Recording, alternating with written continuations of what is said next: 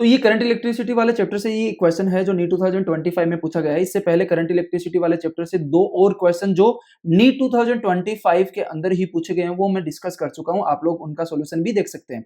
तो बेसिकली इस current electricity वाले चैप्टर से टोटल 3 क्वेश्चंस पूछे गए थे नीट 2025 में। एंड वैसे भी आना ये वाला जो चैप्टर है करंट इलेक्ट्रिसिटी, इससे ऑन एन एवरेज 3 क्वेश्चन हर साल पूछे जाते हैं। तो ये एक 12th क्लास का बहुत इंपॉर्टेंट चैप्टर है जो आप लोगों को बहुत अच्छे से करने की जरूरत है। अब ये वाला जो पर्टिकुलर क्वेश्चन है ना, ये वाला क्वेश्चन बहुत कॉन्सेप्चुअल क्वेश्चन है। इस टाइप के क्वेश्चंस एग्जाम में पूछे जाते हैं, स्पेशली जेईई मेन के एग्जाम में पूछे जाते हैं।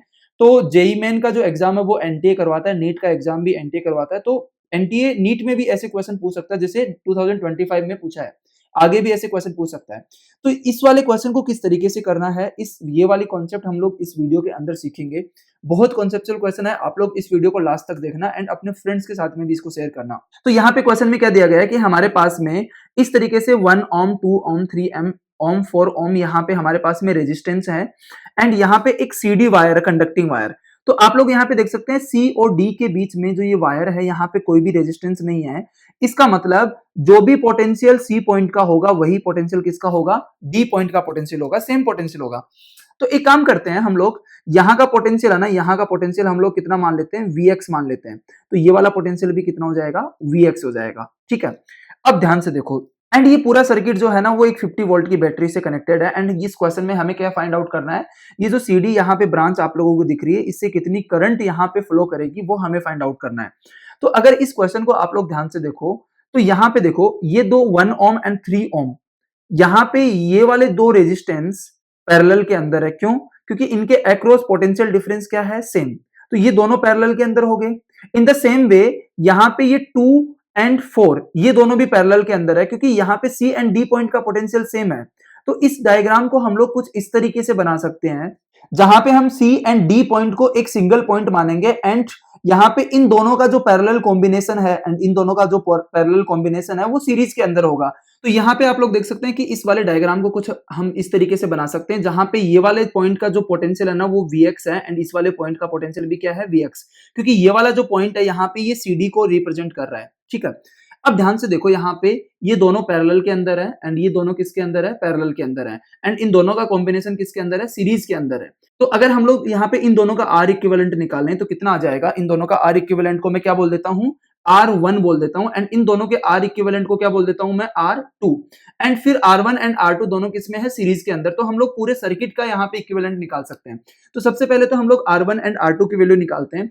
तो हमारे पास में यहाँ पे R1 की जो वैल्यू आ जाएगी ना वो आ जाएगी R1 is equal to 1 into 3 divided by 1 plus 3 and ये यहाँ पे कितना आ जाएगा, 3/4। अगर आप लोगों को नहीं पता है तो जब पैरेलल के अंदर दो रेजिस्टेंस होते हैं तो R इक्विवेलेंट हम लोग कैसे लिख सकते हैं, R1 R2 divided by R1 plus R2। ठीक है, यहाँ पे R1 और R2 इन दोनों को नहीं समझना है, यहाँ पे R1 ये है 1 एंड 3। ठीक है, फिर उसके बाद में R2 हम लोग कैसे निकाल सकते हैं, 2 एंड 4। तो 2 इंटू 4 डिवाइडेड बाई 2 प्लस 4, तो ये आ जाएगा 8/6 एंड दैट इज 4/3। ठीक है, अब यहाँ पे ध्यान से देखो ये R1 मतलब इन दोनों का इक्विवेलेंट एंड इन दोनों का इक्विवेलेंट, ये दोनों किसमें है, सीरीज के अंदर है। तो अगर ये दोनों सीरीज के अंदर है तो हम लोग आर इक्विवेलेंट ऑफ सर्किट यहाँ पे निकाल लेंगे। तो सर्किट का आर इक्विवेलेंट कितना आ जाएगा यहाँ पे, R1 प्लस R2। तो ये यहाँ पे आ जाएगा 3/4 प्लस 4/3, इस तरीके से आ जाएगा। एंड इसका हम लोग एलसीएम 12 ले लेंगे तो यहाँ पे कितना आ जाएगा, 12 एलसीएम लेने पे ये 9 प्लस 16 तो 25/12 ओम, ये आर इक्विवेलेंट आ जाएगा। अब देखो आर इक्विवेलेंट हमारे पास आ गया तो मान लेते हैं कि सर्किट से कितनी करंट फ्लो कर रही है, सर्किट से टोटल करंट आई फ्लो कर रही है। तो इस आई की वैल्यू हम लोग सिंपली क्या लिख देंगे, 50 डिवाइडेड बाई आर इक्विवेलेंट। तो I is equal to 50 divided by 25 into 12 by 12 आएगा ना, तो 12 ऊपर चला जाएगा तो आई इज इक्वल टू कितना आ जाएगा, 24 एम्पियर। ये हमारी करंट 24 एम्पियर है जो यहाँ पे आके ये दो पार्ट में बढ़ जाएगी। ठीक है, अब इसको यूज करेंगे हम लोग। अब 24 एम्पियर करंट आ गई। अब 24 करंट एम्पियर आने के बाद में हम लोगों को क्या करना है कि ये जंक्शन वाला जो पोटेंशियल है ये हम लोग इजीली निकाल सकते हैं। ध्यान से देखो इस वाले डायग्राम को क्या हम लोग ऐसे बना सकते हैं, इधर देखो इस वाले डायग्राम को, ये हो गया हमारा R1 एंड ये हो गया हमारा R2। R1 की जो वैल्यू है वो है 3/4 एंड R2 की जो वैल्यू है वो कितनी है 4/3, ठीक है। एंड यहां पे ये क्या है Vx, एंड ये किससे कनेक्टेड है, ये बैटरी से कनेक्टेड है जिसका वोल्टेज कितना है 50 वोल्ट, 50 वोल्ट वोल्टेज है, ठीक है। अब ध्यान से देखो, हम Vx इजीली निकाल सकते हैं, ये 50 वोल्ट हो गया, तो यहां पे हम लोग 50 वोल्ट मान लेते हैं, तो ये 0 वोल्ट हो जाएगा, ये भी 0 वोल्ट हो जाएगा, ये 50 वोल्ट हो जाएगा। अब देखो इसमें से कितनी करंट फ्लो कर रही है, इसमें से 24 एम्पियर करंट फ्लो कर रही है, कितनी 24। तो इस रेजिस्टेंस के अक्रॉस करंट कितनी होगी 24। तो हम लोग इजीली यहां पे क्या इक्वेशन लिख सकते हैं इसके across, V is equal to I into R1। तो इसके अक्रॉस पोटेंशियल डिफरेंस कितना आ जाएगा 50, एंड यहां पे कितना है minus Vx is equal to I कितना है 24 इंटू R1, यहां पे कितना है 3/4, तो यहां पे कितना आ जाएगा 18। इस तरीके से यहां पे Vx इज इक्वल टू आ जाएगा 50 minus 18 and that is 32 volt, ठीक है। इस तरीके से Vx की वैल्यू कितनी आ गई 32 वोल्ट। अब ये Vx की वैल्यू इस डायग्राम में हम लोग फिर से यूज करेंगे एंड उसके हिसाब से हम लोग यहाँ पे करंट निकालेंगे। तो ये चीज आप लोगों को समझना बहुत इंपॉर्टेंट है कि Vx की वैल्यू कितनी आ गई 32। अब हम लोग यहाँ पे इसको थोड़ा एनालाइज करते हैं, तो ध्यान से देखना अभी इस वाले डायग्राम में। अब इस क्वेश्चन के अंदर कुछ भी नहीं है, तो यहाँ पे देखो C एंड D को मैं हटा रहा हूं यहाँ से, एंड यहाँ पे मैं वोल्टेज लिख रहा हूं। तो यहाँ का वोल्टेज कितना है, यहाँ का 32 वोल्टेज है, एंड यहाँ का भी कितना है 32 वोल्टेज है, ठीक है। अब ध्यान से देखो, इधर से कितनी करंट आ रही है 24 इस वाले डायग्राम में, एंड अगर मैं यहाँ का पोटेंशियल 50 वोल्ट मान लूं, तो ये कितना हो जाएगा 0, ये भी कितना हो जाएगा 0, एंड यहाँ पे पोटेंशियल कितना हो जाएगा 50, एंड ये वाला भी कितना हो जाएगा 50। अब ध्यान से समझना है यहाँ पे। अब देखो ये वाली ब्रांच को फोकस करो, ये वाली ब्रांच पे फोकस करो, ये वाली ब्रांच पे, ठीक है। इस वाली ब्रांच में ये तो सीडी ब्रांच हो गई ना, ठीक है। अब यहाँ पे ध्यान से देखो 1 ओम के अक्रॉस कितना पोटेंशियल डिफरेंस है।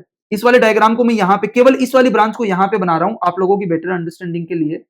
तो ध्यान से देखो यहाँ पे ये 50 वोल्ट है, ठीक है, ये 1 ओम है, ये हमारे पास में यहाँ पे 32 वोल्ट है, फिर उसके बाद में यहाँ पे ये कितना है 2 ओम है, एंड यहाँ पे कितना है 0 वोल्ट, एंड यहाँ पे ये सीडी ब्रांच नीचे की तरफ जा रही है, ठीक है। अब ध्यान से देखना, बस इसी से हमारा आंसर आ जाएगा। देखो इस रेजिस्टेंस के अक्रॉस कितना पोटेंशियल है 50 माइनस 32, तो इससे कितनी करंट पास करेगी, इससे 18 एम्पियर करंट पास करेगी, क्योंकि 50 माइनस 32 कितना हो जाएगा 18 volt, and 18 volt divided by 1 करेंगे तो हमारे पास में 18 एम्पियर करंट आएगी। एंड इसके अक्रॉस कितना है यहाँ पे ध्यान से देखना 32 माइनस 0, तो इससे कितनी करंट पास करेगी, इससे करेगी 32 वोल्ट डिवाइडेड बाई 2, तो इज इक्वल टू कितना आ जाएगा 16 एम्पियर। तो इधर कितनी करंट फ्लो कर रही है, इधर 16 एम्पियर करंट फ्लो कर रही है। इधर देखो इस जंक्शन पे कितनी करंट आ रही है, इधर 18 एम्पियर, उस 18 में से 16 एम्पियर इधर चली गई, तो इधर कितनी करंट आई, ध्यान से देखो इधर कितनी करंट आएगी, इधर 2 एम्पियर करंट आएगी। एंड यही हमारा सीडी वायर है ना, ये कौन सा वायर है हमारा यहाँ पे सी, एंड इसका डी एंड नीचे है, तो सीडी वायर से कितनी करंट जा रही है 2 एम्पियर करंट, बस यही आंसर है, ठीक है। तो इस क्वेश्चन का आंसर क्या हो जाएगा 2 एम्पियर। ये बहुत कॉन्सेप्चुअल क्वेश्चन था, आई होप आप लोगों को ये वाला जो सॉल्यूशन है ये समझ में आया होगा।